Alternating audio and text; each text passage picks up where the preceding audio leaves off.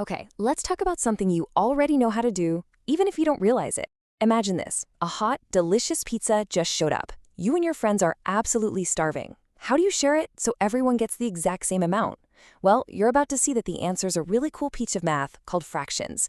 And today, we are going to slice up this idea and figure it all out together.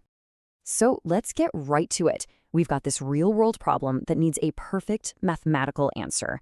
This is where fractions stop being just numbers on a page and become a tool for, fairness. And here it is, the classic pizza problem. There's 4 of you, that's you plus 3 friends, and only 1 pizza. You can't just start cutting randomly, you gotta be precise, right? So how do you describe your one perfect slice using math?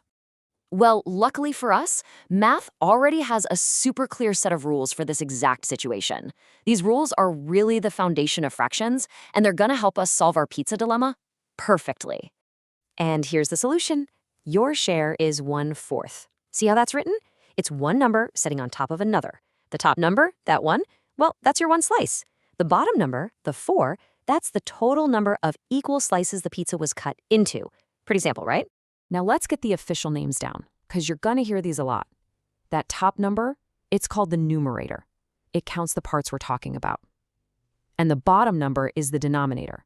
It tells us how many equal parts the whole thing is divided into. So, numerator on top, denominator on the bottom. Got it? Awesome. Okay, you wanna try making a fraction right now? Go grab a piece of paper. Any piece will do. Now fold it right in half. Good. Keep it folded and fold it in half one more time. Now when you open it all the way up, you should see 4 perfect equal sections.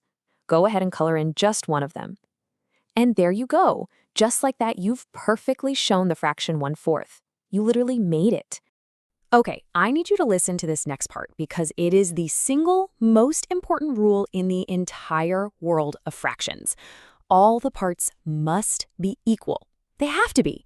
You can't have one friend getting a giant slice of pizza and another friend getting a tiny little crumb and still call them fractions. For it to be real math, fairness is everything. So building on that idea of equal parts, when we talk about just one of those parts, we have a special name for it, a unit fraction. It's any fraction where the numerator is 1. Think about a chocolate bar with 8 little squares. If you snap off just one of those squares, you have the unit fraction 1/8.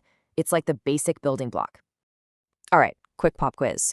Let's say you've got this amazing birthday cake, and it's cut into 10 perfectly equal slices. What's the unit fraction for that cake?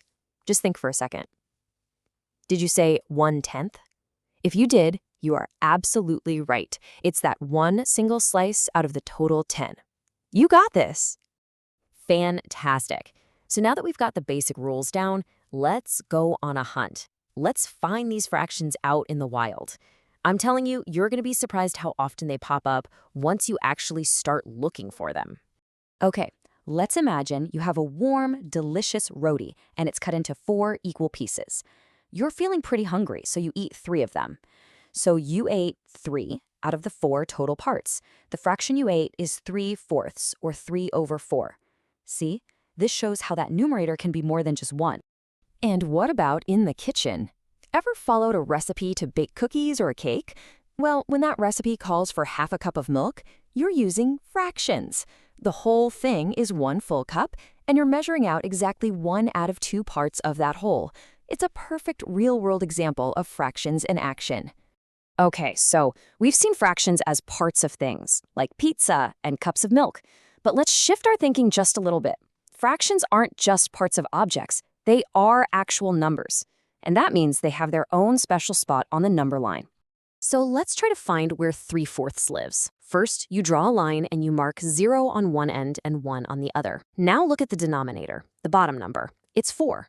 That tells us to split that space into 4 equal chunks. Then you look at the numerator on top. It's 3. So we just start at 0 and take 3 jumps forward. 1, 2, 3. And boom, that spot right there, that's exactly where 3/4 is. So far, everything we've talked about has been parts of one single thing. But what happens when you're super, super hungry and you have more than one whole pizza? Yep, math has a name for that too. I want you to imagine you have 5 half pizzas sitting on the table. We would write that as 5/2. Now, wait a second. Do you notice something a little weird here? The numerator on top, the 5, is actually bigger than the denominator on the bottom, the 2. When that happens, it's called an improper fraction. All that means is that we have more than one whole thing. Now, these improper fractions can look a little strange, but they're actually super easy to figure out. You just have to follow these steps. First, you ask yourself a division question. For 5 over 2, how many whole times does 2 go into 5? Well, it goes in 2 times, right? That 2 is your big whole number. And what's left over? There's a remainder of 1. That leftover 1 becomes your new numerator. And here's what that looks like. Our improper fraction, 5/2, becomes what we call a mixed fraction, 2.5. It's the exact same amount. It's just written in a way that's maybe a little easier to picture in our heads, right? 5/2 of an apple is the exact same thing as 2 whole apples with 1/2 of an apple left over. Wow, what a journey. We've covered so much ground, from sharing pizza to taming these wild improper fractions. Now it is time to lock in all that knowledge with a super quick recap. And, you guessed it, a final mission. So let's just nail down the key takeaways. Number 1, a fraction is just a part of a whole. Super important, those parts have to be equal. The numerator on top tells you how many parts you have, and the denominator on the bottom tells you the total parts.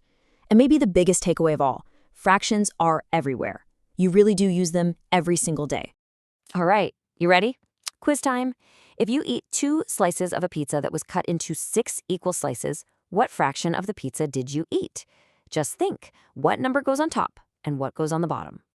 And now, for your final challenge. Can you take the improper fraction 7/3 or 7 over 3 and turn it into a mixed fraction? Remember that little division trick we talked about? How many times does 3 go into 7 and what do you have left over? You know, we've seen that fractions are in our food, in our recipes, even on our rulers. So I want to leave you with one final thought to take with you. Now that you know exactly what to look for, what fractions will you discover out there in your world today?